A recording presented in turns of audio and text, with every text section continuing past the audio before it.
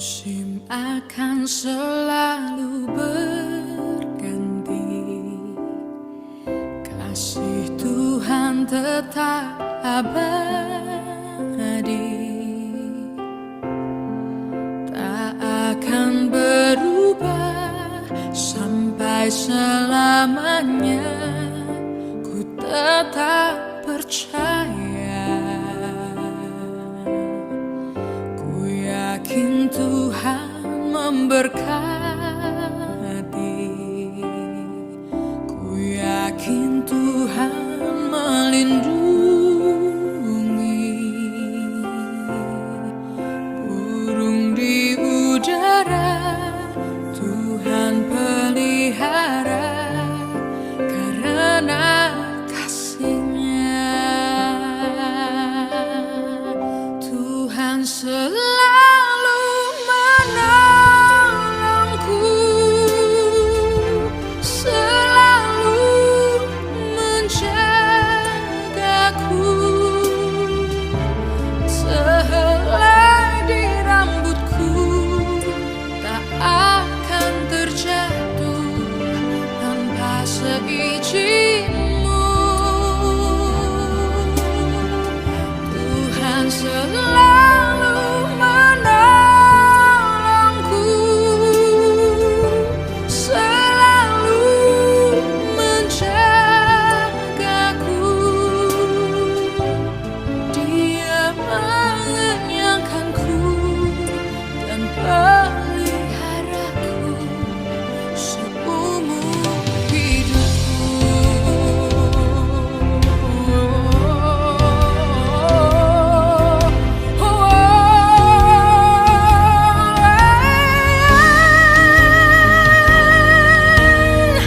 Tuhan selalu menolongku, selalu menjagaku. Sehelai di rambutku tak akan terjatuh tanpa seizin-Mu. Tuhan selalu menolongku, selalu menjagaku. Dia mengenyangkanku dan peliharaku seumur hidupku. Dia mengenyangkanku dan peliharaku seumur hidupku.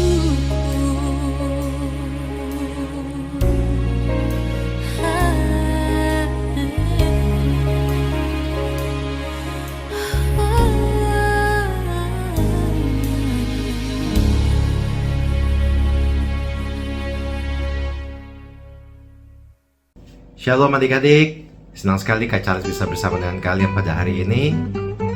Kita sudah memuliakan Tuhan, memuji Tuhan, dan sekarang tiba saatnya kita akan mendengarkan firman Tuhan.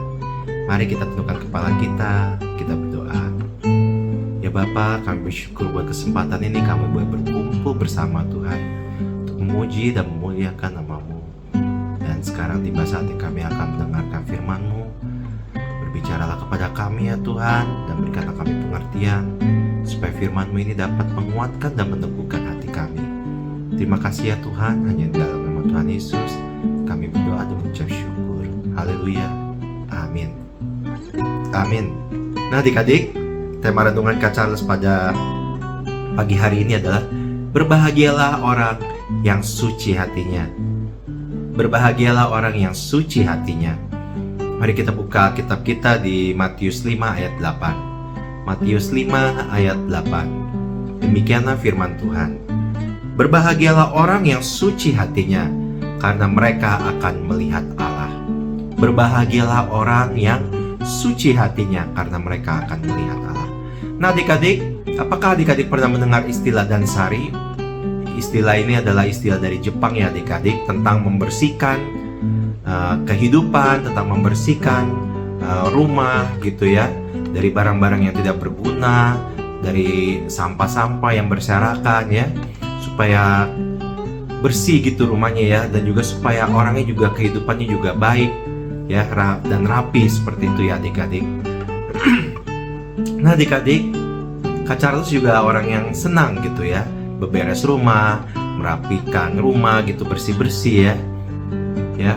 Dan Kak Charles juga orang yang suka membereskan diri Kak Charles sendiri gitu ya. Karena Kak Charles tahu Kak Charles masih banyak kekurangan ya. Kak Charles minta tolong Tuhan untuk bantu Kak Charles membereskan hidup Kak Charles, supaya Kak Charles bisa menjadi orang yang hidup kudus, hidup suci, dan berkenan di hadapan Tuhan. Nah adik-adik, demikian juga seperti yang kita baca di perikop pada hari ini ya adik-adik. Berbahagia orang yang suci hatinya, karena mereka akan melihat Allah. Nah kita juga harus membereskan adik-adik hati kita ya, supaya hati kita suci, kudus di hadapan Tuhan, berkenan di hadapan Tuhan. Nah adik-adik, kata suci dalam Matius 5 ayat 8 ini dalam bahasa Yunaninya adalah kataros. Kataros ini artinya suci, yang berarti murni, bersih, jernih, tanpa noda, tanpa kotoran. Ya, jadi kataros ini atau suci hati ini menunjuk kepada hati yang tidak tercemar oleh keberdosaan, ya, tidak tercemar oleh hal-hal yang duniawi, ya, bebas dari segala perasaan yang tidak baik seperti iri hati, dendam, dengki, tidak mau mengampuni, ya, kepahitan, dan lain sebagainya. Orang-orang yang suci hatinya adalah orang yang jujur ya adik-adik, orang yang apa adanya, orang yang tidak ada maksud terselubung atau motivasi yang terselubung yang tidak benar, ya. Orang-orang yang suci adalah orang yang tulus, yang mana perbuatannya itu sesuai dengan perkataannya, ya. Kalau Kak Charles baca di King James Version ya adik-adik, di perikop ini dikatakan suci hati itu adalah pure heart, ya. Dan dikatakan di King James Version, blessed are those who are pure in heart, for they shall see God. Ya, jadi artinya pure heart, spotless, tidak ada noda, tidak ada celah sama sekali adik-adik. Ya, jadi di King James Version dikatakan diberkatilah orang yang murni, yang tidak bernoda hatinya, karena mereka akan melihat Allah. Mengapa Yesus menekankan kesucian hati ini begitu penting ya adik-adik? Karena hati itu memang merupakan pusat dari kehidupan Kak Charles, kehidupan adik-adik sekalian. Di Amsal 4 ayat 23 dikatakan, jagalah hatimu dengan segala kewaspadaan, karena dari situlah terpancar kehidupan Kak Charles, kehidupan adik-adik, dan kehidupan orang-orang di sekitar kita. Ya, hati itu merupakan sumber segala tindakan manusia. Hati itu merupakan sumber keinginan, motivasi, kehendak, dan perasaan dan pikiran kita semua adik-adik. Ya, istilah dunia ada sakit hati, ada jatuh hati, ada patah hati, ada makan hati, dan lain sebagainya ya adik-adik. Nah jadi memang hati ini dikatakan segala yang baik dan segala yang buruk, semua itu dimulai dari hati kita adik-adik. Nah adik-adik, Allah ternyata juga memiliki emosi, memiliki keinginan. Allah juga memiliki hati adik-adik, ya. Seperti di Kisah Rasul 13 ayat 22 dikatakan bahwa Daud adalah orang yang berkenan di hati Tuhan. Nah kita pun juga manusia, Kak Charles dan adik-adik sekalian, kita memiliki hati adik-adik, karena kita semuanya diciptakan seturut dan segambar dengan Tuhan, ya. Tetapi kejatuhan manusia sejak zaman Adam dan Hawa membuat kita semua kehilangan kemuliaan Allah, ya. Jadi dosa mempengaruhi hati kita adik-adik, mempengaruhi pikiran, mempengaruhi keinginan, mempengaruhi emosi kita. Karena ada dosa di dalam hidup kita, umat manusia. Nah, adik-adik, di kitab Markus pasal 7 ayat 21-23 dikatakan, Yesus menunjukkan kondisi hati manusia yang telah dicemari oleh dosa. Dikatakan di sana, sebab dari hati orang timbul segala pikiran jahat, percabulan, pencurian, pembunuhan, perzinahan, keserakahan, kejahatan, kelicikan, hawa nafsu, iri hati, hujat, kesombongan, kebebalan. Semua hal-hal jahat ini timbul dari dalam hati dan menajiskan orang. Adik-adik, ternyata masalah kita kebanyakan berasal dari dalam diri kita sendiri adik-adik. Bukan karena orang lain, bukan karena faktor-faktor di luar. Ya, karena setiap kita, Kak Charles, adik-adik sekalian, kita memiliki masalah dalam hati kita adik-adik. Nah, bagaimana manusia dapat memperbaiki kondisi hatinya sudah rusak oleh dosa? Nah, firman Tuhan pada hari ini menekankan supaya kita semua suci hatinya. Nah, hal ini hanya bisa terjadi oleh karena kasih karunia dan anugerah daripada Tuhan. Di dalam Roma pasal 10 ayat 8-10 dijelaskan, firman itu dekat padamu, yakni di dalam mulutmu dan di dalam hatimu. Itulah firman iman yang kami beritakan. Sebab jika kamu mengaku dengan mulutmu bahwa Yesus adalah Tuhan dan percaya dalam hatimu bahwa Allah telah membangkitkan Dia dari antara orang mati, maka kamu akan diselamatkan.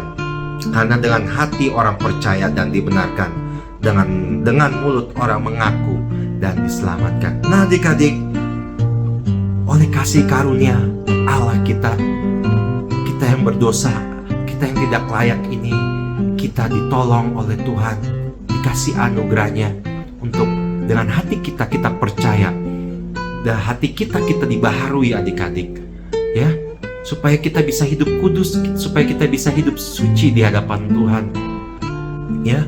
Dan melalui kasih karunia-Nya dikatakan dalam kitab Yeskiel, Allah memberikan hati yang baru adik-adik di dalam diri kita. Tuhan mengatakan, kamu akan kuberikan hati yang baru dan roh yang baru di dalam batinmu, dan aku akan menjauhkan dari tubuhmu hati yang keras dan kuberikan kepadamu hati yang taat. Ya, orang yang suci, yang bersih, yang murni hatinya adalah orang-orang yang taat adik-adik, taat kepada Tuhan, bukan orang yang hatinya keras. Orang yang suci adalah orang yang bersikap murni, bersikap apa adanya ya adik-adik, tidak punya keinginan untuk berbohong, untuk menipu, ya. Orang yang suci adalah orang yang jujur, sebagaimana Allah kita pun adalah Allah yang jujur adik-adik. Tuhan kita adalah Tuhan yang menggenapi setiap apa yang dijanjikannya. Tuhan menggenapi setiap firman-Nya, bahwa firman-Nya adalah iya dan amin, ya. Tidak seperti iblis, yaitu bapa pendusta. Nah adik-adik, kalau kita tidak mau jujur, kalau kita suka berbohong, kita suka mengucapkan saksi dusta, siapakah Bapa kita? Apakah Bapa kita Allah Bapa yang baik? Ataukah Bapa kita iblis, yaitu bapa pendusta? Ya, marilah kita koreksi diri kita ya adik-adik, supaya kita menjadi orang yang suci hatinya di hadapan Tuhan. Seorang anak Tuhan yang sejati, ya, adalah seorang yang bisa memelihara, menjaga kesucian, menjaga hidup kudus dan berkenan di hadapan Tuhan. Ketika Kak Charles, adik-adik sekalian punya peluang untuk berbuat dosa, maka Roh Kudus akan menegur kita adik-adik. Dia akan membantu menguatkan kita untuk tidak berbuat dosa, untuk menuruti firman Tuhan dan melakukan kehendak Tuhan. Kita akan menjadi orang-orang yang punya integritas ya adik-adik. Walaupun tidak ada orang yang melihat, tetapi kita tahu bahwa Tuhan beserta dengan kita dan Dia melihat segala apapun yang kita lakukan. Ya adik-adik, sebagai penutup, tadi dikatakan di perikop tadi ya, karena mereka akan melihat Allah. Kata melihat ini adik-adik dalam bahasa aslinya yaitu opsontai, bahasa Yunaninya ya adik-adik. Yaitu kata melihat di sini ditekankan melihat bukan dengan mata kita, mata jasmani, mata fisik kita adik-adik, tetapi kita melihat dengan mata hati kita, mata rohani kita. Kita akan bisa melihat keberadaan Tuhan. Ya, ini berarti orang yang suci hatinya, dia akan dimampukan oleh Tuhan untuk mengerti kehendak Tuhan. Ya, mengerti kehendak Tuhan maksudnya apa adik-adik? Mengerti kehendak Tuhan artinya kita peka terhadap apa maunya Tuhan. Kita peka, kita bisa menangkap, mengerti apa yang Tuhan kehendaki dalam hidup kita. Ya, orang yang suci hatinya memiliki kata dikatakan kepekaan terhadap pikiran dan perasaan Tuhan, sehingga hati dan pikiran kita adik-adik itu serupa dengan apa yang Tuhan mau. Ya, adik-adik, ini juga ditekankan dalam Roma 12 ayat 1 sampai 2. Dikatakan, karena itu saudara-saudara, demi kemurahan Allah aku menasihatkan kamu supaya kamu mempersembahkan tubuhmu sebagai persembahan yang hidup, yang kudus dan yang berkenan kepada Allah. Itu adalah ibadahmu yang sejati. Ibadah yang sejati adik-adik bukan hanya di hari Minggu ketika kita memuji Tuhan, kita mendengarkan firman Tuhan, tetapi ibadah yang sejati adalah ketika kita hidup sehari-hari kita. Bagaimana adik-adik? Apakah kita mau berjuang untuk hidup kudus, hidup benar, ya, dengan sesama kita, dengan teman-teman kita, dengan orang tua kita, dan terutama di hadapan Tuhan. Jadi bukan hanya di hari Minggu ya, tetapi kehidupan kita sehari-hari adik-adik. Ya, nah di Roma 12 ayat 2 dikatakan, janganlah kamu menjadi serupa dengan dunia ini, tetapi berubahlah oleh pembaharuan budimu, sehingga kamu dapat membedakan manakah kehendak Allah, apa yang baik, yang berkenan kepada Allah, dan yang sempurna. Tuhan Yesus mau dekat dengan kita adik-adik. Ya, Dia akan menyatakan kehendaknya, menyatakan rencana-rencananya kepada kita. Ya, walaupun dosa sudah memisahkan kita adik-adik dari hadirat Tuhan, tetapi oleh karena kasih anugerah Tuhan, di mana Yesus rela mati di kayu salib, Dia bangkit dan menang atas maut. Dia mengalahkan dosa, Dia menebus dosa kita semua, dan kita dipersatukan kembali dengan Allah. Ya, kita bisa hidup kudus, kita bisa hidup suci, dan kita bisa melihat kemuliaan Allah dinyatakan dalam hidup kita. Ya, namun kita harus terlebih dahulu, kita harus berjuang adik-adik untuk mengikuti kehendaknya, untuk kita hidup kudus dan berkenan di hadapan Tuhan. Ya,